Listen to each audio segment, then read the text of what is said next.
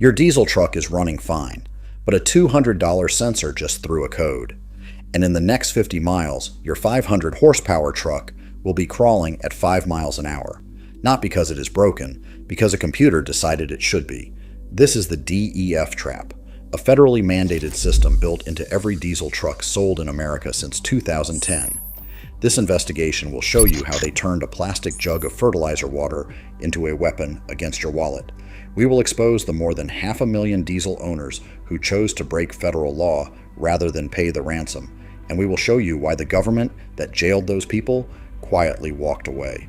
DF stands for diesel exhaust fluid. It is a mixture of 32.5% automotive-grade urea and 67.5% deionized water, stored in a separate tank under your truck identified by a blue cap. When it works, it genuinely reduces nitrogen oxide emissions by up to 90%. That is real chemistry producing a real environmental result, and the engineers who designed it did their jobs. But here is what nobody told you when you bought that diesel. Surrounding that blue cap is a web of components that each cost hundreds or thousands of dollars to replace independently. A DEF pump, a DEF injector, a DEF heater, 2 nitrogen oxide sensors, a selective catalytic reduction catalyst, a diesel particulate filter, an exhaust temperature sensor array, and a dedicated control module tying it all together. Every single one of those components can fail on its own, and when any one fails, the computer does not just warn you, it begins a countdown to shut you down completely. You are not just buying a diesel truck anymore. You are signing a lease on a system you cannot exit.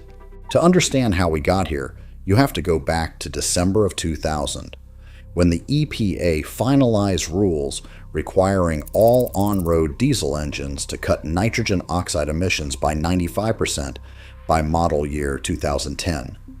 That standard was so strict that no manufacturer could meet it by engineering their engines alone. The only viable path was selective catalytic reduction with DEF injection.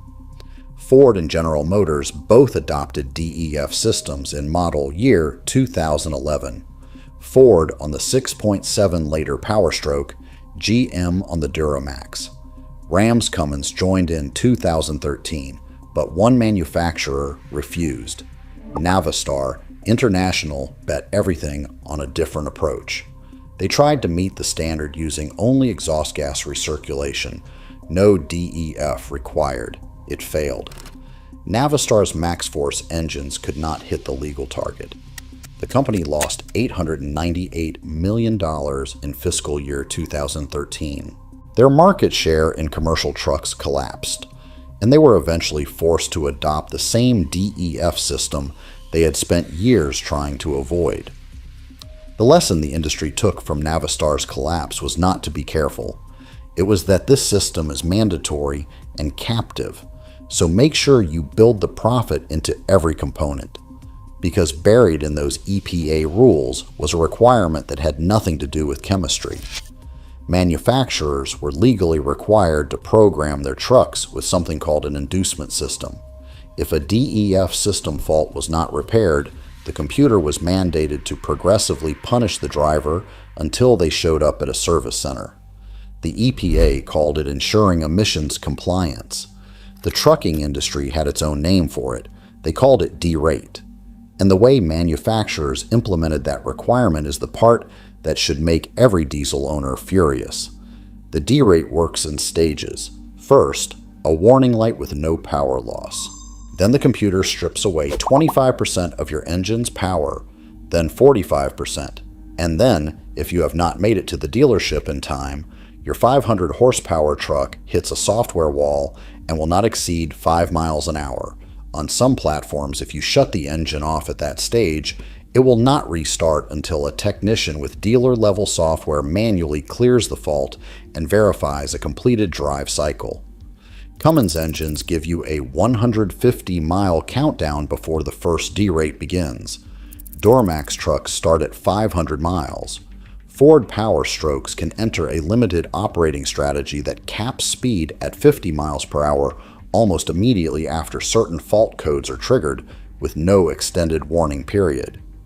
Every manufacturer built the punishment differently, but they all reached the same destination.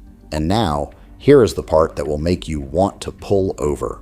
The most common failure that triggers this sequence is a nitrogen oxide sensor. There are two in the system.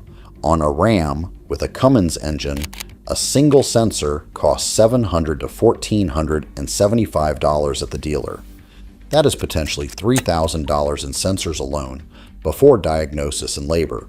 The same sensor is available from aftermarket suppliers for $160 to $250. A DEF pump available online for $400 to $600 costs $1,900 to $2,500 installed at a dealership. A DEF heater runs $1,000 to $1,700 installed. And if the selective catalytic reduction catalyst fails, you are looking at $3,000 to $5,000 on a pickup and up to $12,000 on a semi-truck. Here is what the commercials never mention. These components fail on schedule. The Duramax DEF pump is known for failing every 30,000 to 50,000 miles. Nitrogen oxide sensors on pickups commonly fail around 100,000 miles, sometimes as early as 35,000. And when they fail, it does not matter that your engine has 400,000 miles of useful life remaining. The Derate countdown starts, and the clock belongs to the dealer. But here is where it crosses from expensive into deliberately captive. You cannot clear Derate codes with a standard scan tool. You cannot reset the system by disconnecting the battery. Only dealer-level diagnostic software can perform the reset, so even if you replace the sensor yourself with a perfect repair, you still have to pay the dealer to connect a laptop and tell the computer the repair was allowed to happen. They have not just sold you a truck. They have sold you a truck with a mandatory subscription to their service department baked into the code. And there is one more layer that makes the whole thing feel engineered to punish you. Nitrogen oxide sensors cannot physically distinguish between nitrogen oxide and ammonia. The DEF system, when it injects too much fluid, produces ammonia as a byproduct. That ammonia reads on the sensor as nitrogen oxide, convincing the computer that the catalyst has failed. The system punishes you for using too much of its own fluid. The trap is self-triggering, and the only reset is another dealer invoice. And when more than 500,000 diesel owners understood this, they made a decision that cost them everything. In November of 2020, the Environmental Protection Agency published a report confirming what mechanics had known for years. More than 550,000 diesel pickup trucks, roughly 15% of the entire diesel pickup population in the United States, had their emissions systems completely removed.